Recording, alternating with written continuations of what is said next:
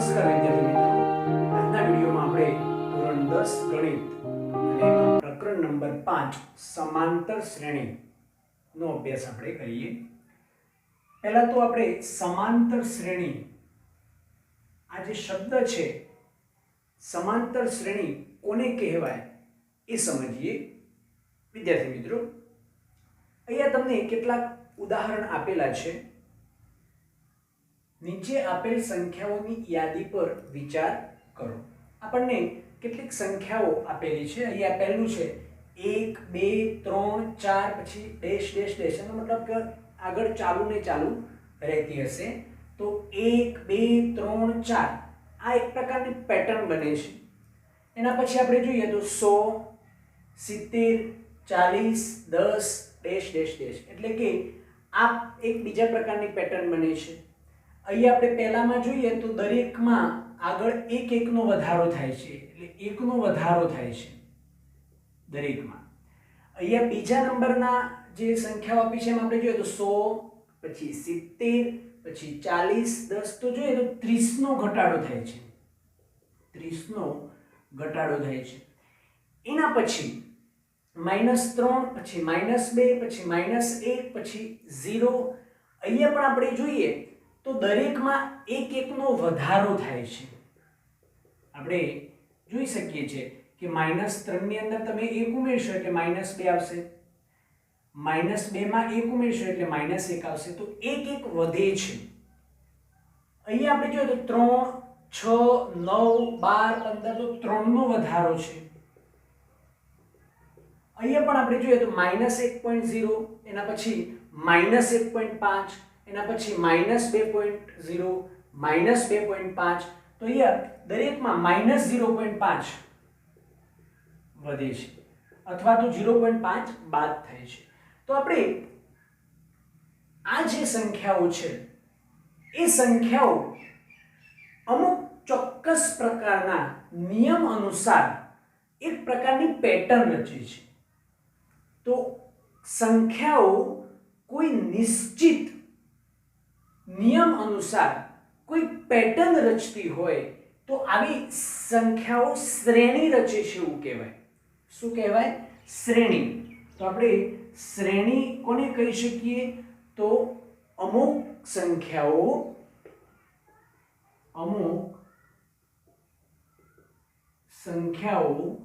કોઈ ચોક્કસ નિયમ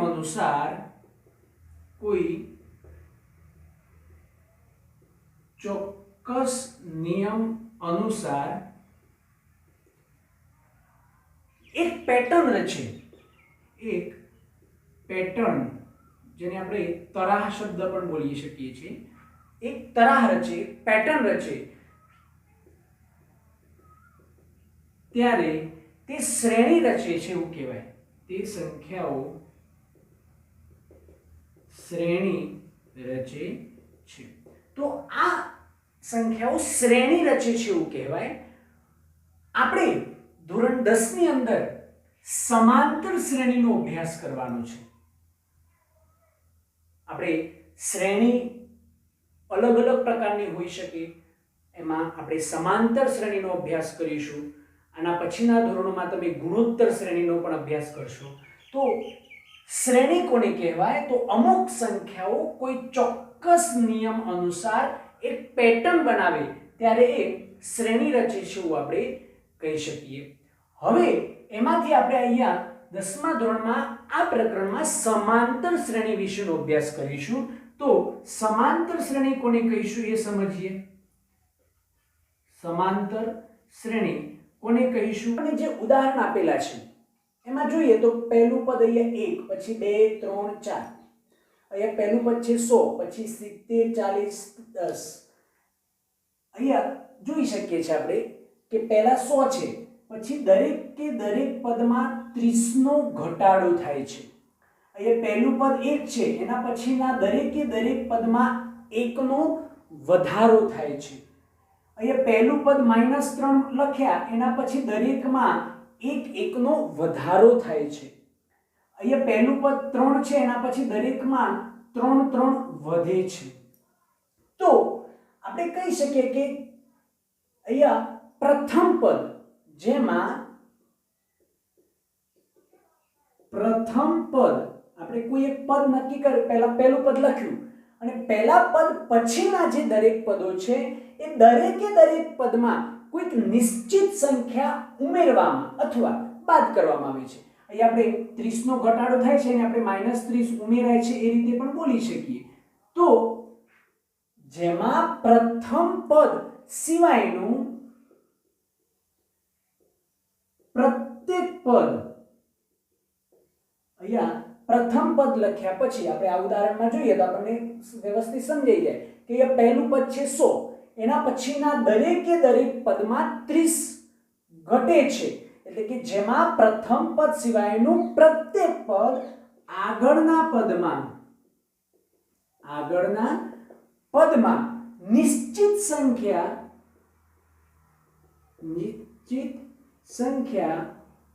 ઉમેરીને, અહીંયા લખી શકીએ કે બાદ કરીને,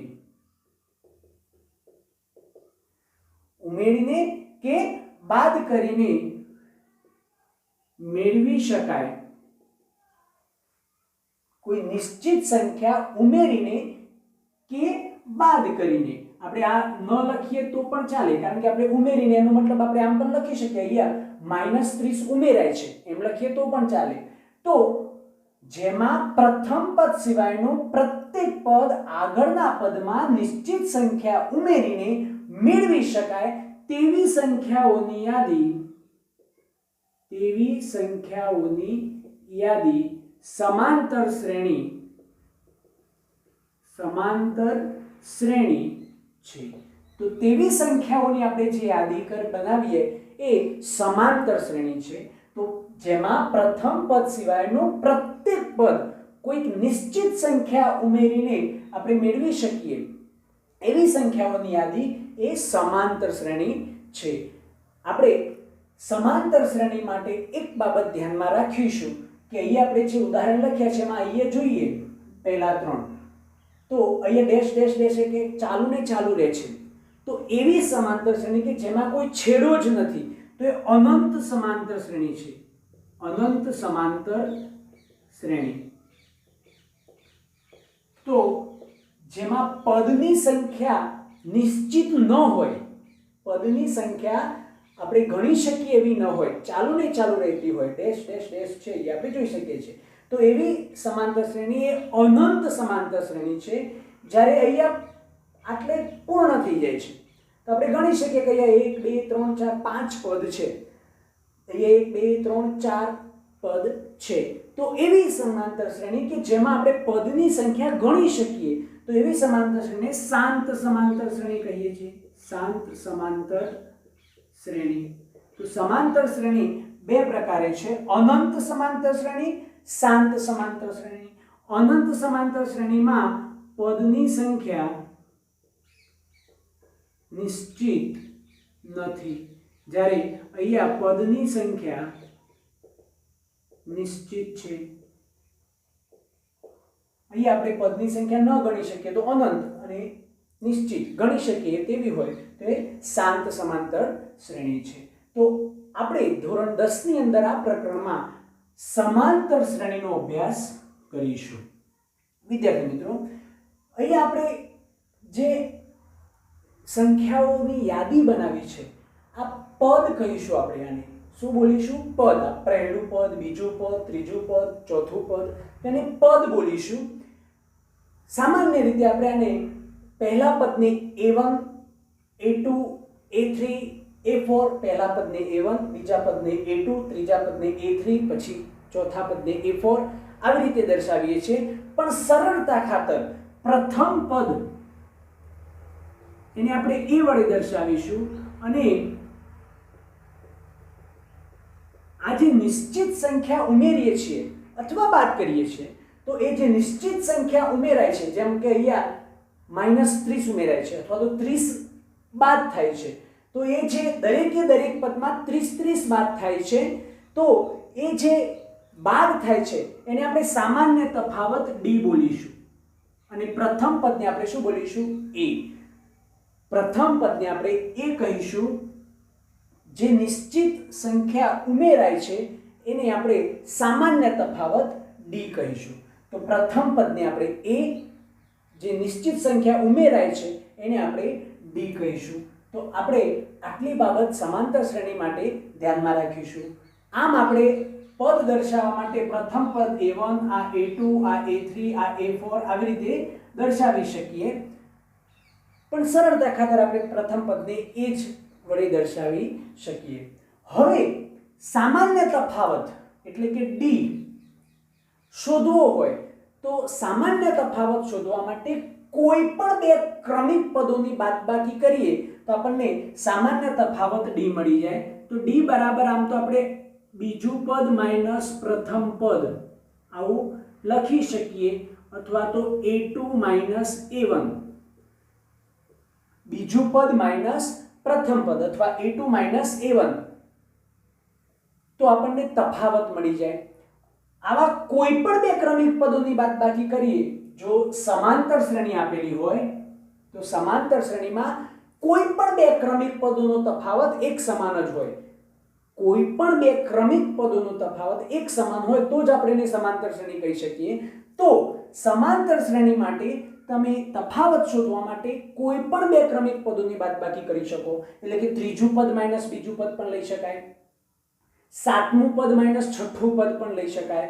પરંતુ આપણે સરળતા ખાતર ડી બરાબર બીજું પદ માઈનસ પ્રથમ પદ લઈએ તો પણ આપણને તફાવત મળી જાય. તો તફાવતને આપણે ડી કહીશું, પ્રથમ પદને આપણે એ કહીશું. ઉદાહરણ નંબર 1 આપેલ છે સમાંતર શ્રેણી. જ્યારે પણ આપણે રકમની અંદર સમાંતર શ્રેણી આપેલ હોય એટલે એક બાબત આપણા મગજમાં સ્પષ્ટ કરી લઈશું કે એમાં દરેકે દરેક બે ક્રમિક પદો વચ્ચેનો તફાવત એક સરખો હશે તો જ આપણે એને સમાંતર શ્રેણી કહી શકીએ. સમાંતર શ્રેણીમાં કોઈ પણ બે ક્રમિક પદોનો તફાવત એક સમાન હોય તો સમાંતર શ્રેણી 3/2, 1/2, -1/2, -3/2 ડેશ ડેશ ડેશ માટે પ્રથમ પદ એ અને સામાન્ય તફાવત ડી લખો. તો આપણે એકદમ સરળતાથી લખી શકીએ કે પ્રથમ પદ એ બરાબર, પ્રથમ પદને આપણે કોના વડે દર્શાવીએ છીએ એ. તો પ્રથમ પદ એ બરાબર, અહીંયા પહેલું પદ કયું છે 3/2, તો બહુ જ સરળતાથી પહેલું પદ આપણે લખી શકીએ. સામાન્ય તફાવત ડી, તો સામાન્ય તફાવત ડી. સૂત્ર આપણે શું ધ્યાન રાખીશું? બીજું પદ માઈનસ પહેલું પદ એટલે કે a2 માઈનસ a1. આપણે પ્રથમ પદને a1 પણ લખીએ છીએ અને સરળતા ખાતર એને એ સંકેત વડે પણ દર્શાવીએ છીએ. તો d બરાબર a2 માઈનસ a1. ચલો a2 એટલે 1/2, બીજું પદ માઈનસ પહેલું પદ 3/2. અહીં આપણે d મેળવવો છે તો સમછેદી બનાવવા પડે. તો સમછેદી તો છે જ, તો છેદ કેટલો આવશે? 2. સમછેદી બનાવવા પડે આની બાદબાકી કરવા માટે. તો છેદ કેટલો છે? 2. ઉપર 1 માઈનસ 3, તો 1 માઈનસ 3 એટલે કેટલા થશે? -2. અહીંયા ઉડી જાય તો કેટલો આવશે? -1. તો તફાવત કેટલો મળશે આપણને? -1. તો ડિફરન્સ આપણને d મળી જાય છે -1. તો સમાંતર શ્રેણીનો પ્રથમ પદ a અને d આપણને બંને મળી ગયું. બીજું ઉદાહરણ છે નીચેનામાંથી કઈ સંખ્યાની યાદી સમાંતર શ્રેણી છે? જો તે સમાંતર શ્રેણી હોય તો તેના પછીના બે પદ લખો. તો આપણે અહીંયા પહેલું ઉદાહરણ આપેલું છે 4, 10, 16, 22 ડેશ ડેશ ડેશ. વિદ્યાર્થી મિત્રો, સમાંતર શ્રેણી છે કે નહીં તે નક્કી કરવું હોય તો આપણે એટલી બાબત ધ્યાનમાં રાખીશું કે સમાંતર શ્રેણી કોને કહીએ છીએ આપણે? કે જેમાં પ્રથમ પદ સિવાયનું પ્રત્યેક પદ આગળના પદમાં નિશ્ચિત સંખ્યા ઉમેરીને મેળવી શકાય તેવી સંખ્યાઓની યાદી. તો પ્રથમ પદ સિવાય પછી આવતા જે પદો છે એમાં દરેકે દરેકમાં કોઈ નિશ્ચિત સંખ્યા ઉમેરાતી હોવી જોઈએ. તો અહીંયા પ્રથમ પદ કેટલું છે? 4. અહીંયા પહેલું એક્ઝામ્પલ લઈએ આપણે. તો પ્રથમ પદ 4, એના પછી 10, 16, 22 ડેશ ડેશ ડેશ. તો અહીંયા પ્રથમ પદ 4 છે, તો પ્રથમ પદ 4. એના પછીના પ્રત્યેક પદમાં ચોક્કસ સંખ્યા ઉમેરાતી હોવી જોઈએ. તો 4 માં આપણે કેટલા ઉમેરીએ તો 10 મળે, તો 6. અહીંયા પણ 6 ઉમેરાય છે, એના પછી પણ 6 ઉમેરાય છે. તો પ્રત્યેક પદમાં એક સરખો નિશ્ચિત સંખ્યા ઉમેરાય છે તો આ સમાંતર શ્રેણી થશે. આપણે આને ગણતરી કરીને મેળવ્યું હોય તો પણ મેળવી શકીએ. તો તફાવત d બરાબર a2 માઇનસ a1. તો a2 એટલે 10 માઇનસ 4, a2 એટલે બીજું પદ માઇનસ a1 એટલે પ્રથમ પદ. તો 10 માઇનસ 4 એટલે કેટલા થશે? 6. સામાન્ય તફાવત કેમ કહીએ છીએ? કારણ કે દરેકે દરેક સમાંતર શ્રેણી જો હોય તો સમાંતર શ્રેણીમાં દરેકે દરેક બે ક્રમિક પદોનો તફાવત કેટલો આવવો જોઈએ? 6. તો આપણે જો a3 માઇનસ a2 લઈએ, ત્રીજા પદમાંથી કોઈ પણ બે ક્રમિક પદો, તો ત્રીજા પદમાંથી બીજું પદ બાદ કરીએ તો 16 માઇનસ ત્રીજું પદ 16 માઇનસ 10, તો પણ કેટલું મળશે? 6 જ મળશે. જો આપણે ચોથા પદમાંથી ત્રીજું પદ બાદ કરીએ તો ચોથું પદ 22 માઇનસ 16, તો પણ આપણને કેટલું મળશે? 6. તો દરેકે દરેક પદમાં એક સરખો વધારો થાય છે માટે સમાંતર શ્રેણી છે. અહીંયા લખી શકીએ દરેક પદમાં નિશ્ચિત સંખ્યા 6 ઉમેરાય છે માટે સમાંતર શ્રેણી છે. તો સમાંતર શ્રેણી છે. હવે આપણે આને સમાંતર શ્રેણી હોય તો એના પછીના બે પદો લખવા છે. તો દરેક પદમાં આપણે જોઈ શકીએ છીએ કે કેટલા કેટલા ઉમેરાય છે. તો 6 ઉમેરાય છે. તો આનું પાંચમું પદ આપણે આમાં 6 ઉમેરી દઈએ 22માં, તો 22માં 6 ઉમેરી દઈએ તો કેટલા આવી જશે? 28. છઠ્ઠું પદ આપણે લખીએ તો કેટલા આવશે? 28માં 6 ઉમેરી દઈએ એટલે કેટલા આવશે? 34. તો આપણે એના પછીના બે ક્રમિક પદો પણ લખી શકીએ. તો બહુ જ સરળ છે વિદ્યાર્થી મિત્રો. પહેલા આપણે જોઈ લેવાનું કે પ્રથમ પદ પછીના દરેકે દરેક પદમાં એક સરખો વધારો થાય છે કે નહીં. જો થતો હોય તો સમાંતર શ્રેણી છે. એના પછીના બે પદો આપણે જે તફાવત છે એટલા ઉમેરીને આપણે લખી શકીએ. બીજું છે 1 -1 -3 -5 ડેશ ડેશ. તો અહીંયા પ્રથમ પદ 1 તફાવત, ચલો તફાવત આપણે શોધીએ તો આપણને ખ્યાલ આવી જાય. બીજું પદ માઇનસ પહેલું પદ, a2 માઇનસ a1 એટલે -1 માઇનસ, જો બીજું પદ કેટલું છે? -1 -1 તો -1 એટલે કેટલા થશે? -2. હવે જો દરેકે દરેક પદમાં -2 તફાવત મળે તો સમાંતર શ્રેણી થશે. તો ચેક કરીએ આપણે. તો d બરાબર a3 માઇનસ a2. ત્રીજામાંથી બીજું બાદ કરીએ તો ત્રીજું પદ કેટલું છે? -3 માઇનસ a2 એટલે બીજું પદ, તો બીજું પદ -1 છે. તો આ માઇનસ અને માઇનસ એટલે શું થઈ જાય? પ્લસ. તો -3 + 1 કેટલા થશે? -2. તો ત્યાં પણ તફાવત કેટલો મળે છે? -2. ચલો ચોથા પદમાંથી આપણે ત્રીજું પદ બાદ કરીએ તો -5 માઇનસ અને આ માઇનસ એટલે શું થઈ જશે? +3. તો -5 + 3 એટલે કેટલા થશે? -2. તો દરેકે દરેકમાં બે ક્રમિક પદોનો તફાવત -2 મળે છે માટે સમાંતર શ્રેણી છે. આપણે આને લખી શકીએ કે સમાંતર શ્રેણી છે. શું કહી શકાય? દરેક પદમાં -2 ઉમેરાય છે અથવા તો 2 બાદ થાય છે. તો એના પછી પાંચમું પદ -5 છે, એમાં તમે -2 કરશો એટલે શું થઈ જશે? -7. છઠ્ઠું પદ -7માં -2 કરશો એટલે કેટલા થશે? -9. તો એના પછીના બે પદો પણ આપણે લખી શકીએ. 3 નંબર છે -2 2 -2 2 તો પ્રથમ પદ અહીંયા -2 2 -2 2 -2 આ રીતે આપેલ છે. આપણે પદ -2 છે. પ્રથમ પદ કેટલું છે? -2. આપણે પેટર્ન જોઈએ ને આપણને ખ્યાલ આવી જાય કે પ્રથમ પદ -2 છે, એના પછી પાછા 2 આવે છે. તો તફાવત શોધીશું તો d બરાબર a2 માઇનસ a1. a2 એટલે 2 બીજું પદ માઇનસ માઇનસ એટલે શું થાય પ્લસ 2 તો કેટલા થશે 4. હવે દરેક પદમાં એટલો થવો જોઈએ. આપણે a3 માઇનસ a2 કરીએ તો એટલો જ થવો જોઈએ. ચલો a3 એટલે કેટલા છે ત્રીજું પદ માઇનસ 2 છે તો માઇનસ 2 માઇનસ ત્રીજું પદ માઇનસ 2 માઇનસ અહીંયા પાછા 2 છે તો માઇનસ 2 એટલે કેટલા થાય માઇનસ 4. તો અહીંયા આપણે જોઈએ તો તફાવત એક સમાન જોવા મળતો નથી એટલે કે નિશ્ચિત સંખ્યા ઉમેરાતી નથી માટે આ સમાંતર શ્રેણી નથી. તો સમાંતર શ્રેણી નથી અને જો સમાંતર શ્રેણી ના હોય એના પછીના બે પદો આપણે લખવાના નથી. જો સમાંતર શ્રેણી હોય તો જ આપણે લખવાના છે.